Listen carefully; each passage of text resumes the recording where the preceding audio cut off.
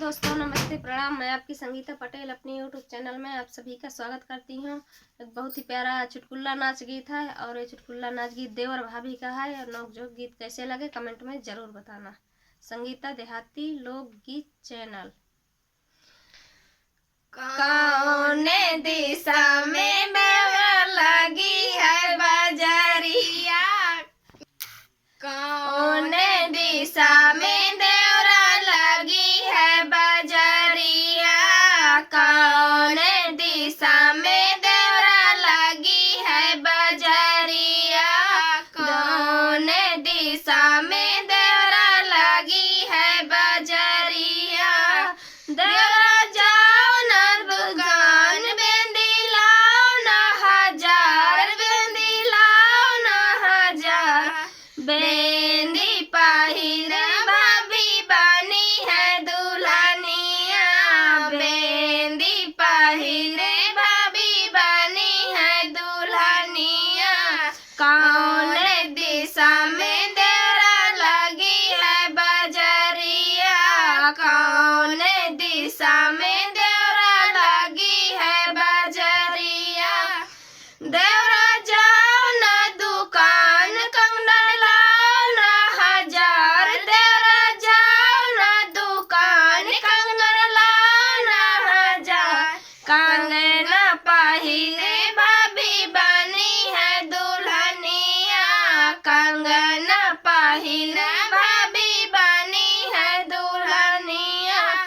कौन दिशा में देवरा लगी है बजरिया, कौन दिशा में देवरा लगी है बजरिया।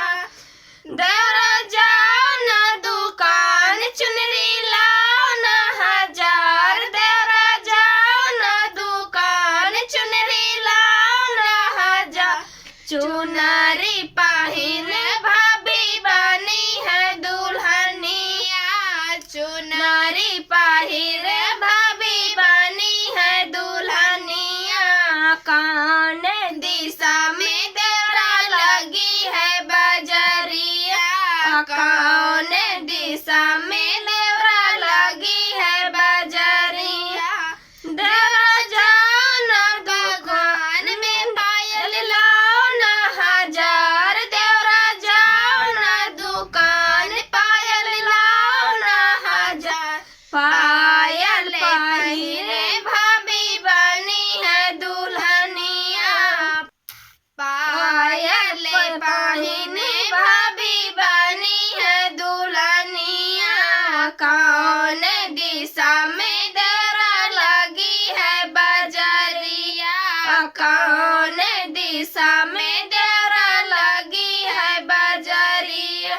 देवरा जाओ ना दुकान, देवरा जाओ ना दुकान कर धन लाओ ना हजार, देवरा जाओ ना दुकान कर धन लाओ ना हजार, कर धन पहिरे भाभी बनी है दुल्हनिया, कर धन पहिरे भाभी बनी है दुल्हनिया।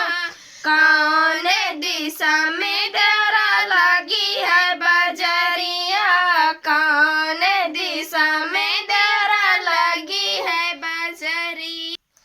देवरा जाओ ना दुकान बिछिया लाओ ना हजार, देवरा जाओ ना दुकान बिछिया लाओ ना हजार, बिछिया पहिर